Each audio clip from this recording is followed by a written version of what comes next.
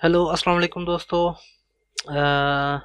इस लेक्चर में जो है हम वही काम अपनी एडमिन पैनल के साथ करेंगे जो हमने पिछले लेक्चर में किया है कि उसके लिए भी हम एक इंक्लूड का फोल्डर क्रिएट करेंगे और उसकी भी हम इसी तरीके से सेटिंग करेंगे, उसमें भी रिक्वायर की फंक्शनैलिटी अप्लाई करवाएंगे।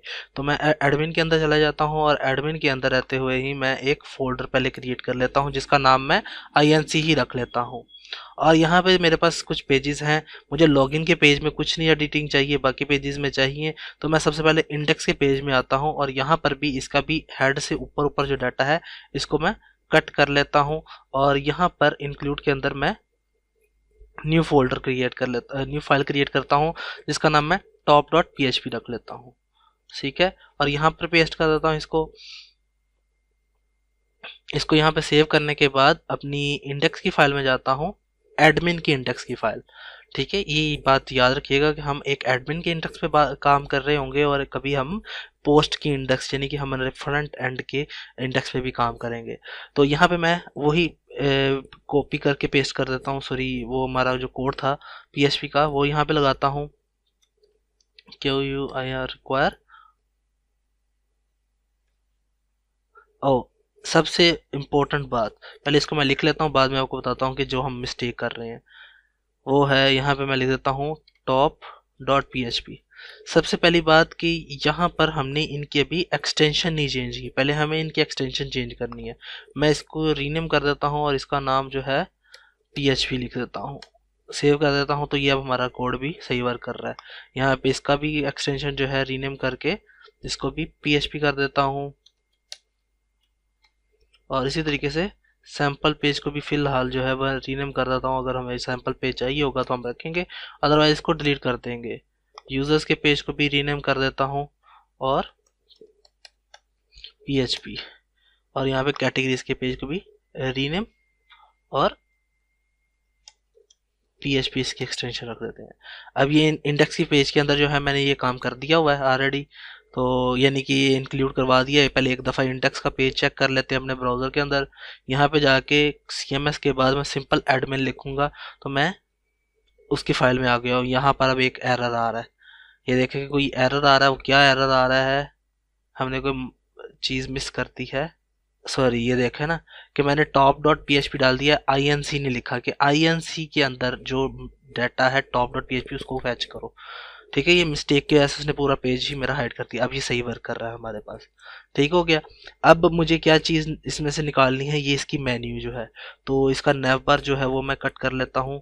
ये नैव बार जो है ये पूरे का पूरा मैं यहाँ से कट करूँगा।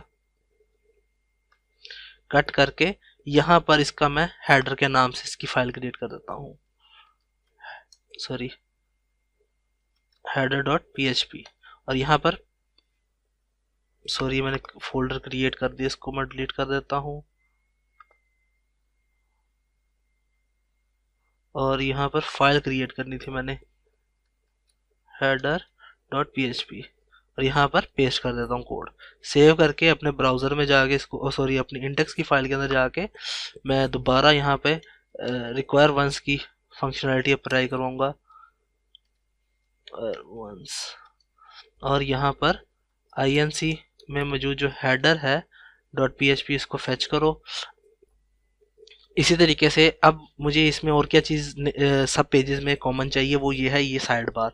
तो ये साइड बार मेरी शुरू हो रही है 3 के कॉलम के अंदर जो डाटा है।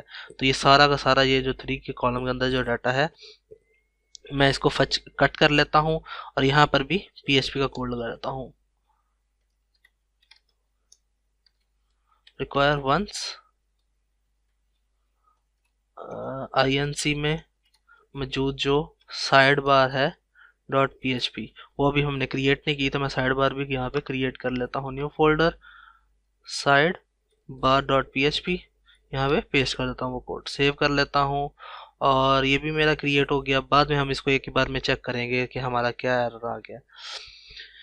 यहाँ पर अब इसके लिए मुझे और क्या चीज़ सेम कॉमन चाहिए, इसका फुटर चाहिए। तो मैं यहाँ से फुटर के ऊपर जाता हूँ, लास्ट पर, यहाँ से सारा फुटर जो है यहाँ तक फुटर कट कर लेता हूँ और इसमें आकर फुटर की एक फाइल क्रिएट कर देता हूँ, footer.php।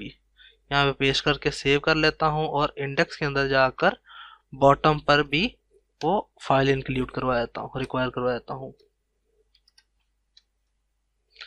वंस रिक्वायर वंस, और यहाँ पर INC में मौजूद जो फुटर डॉट PHP है इसको चेक करो।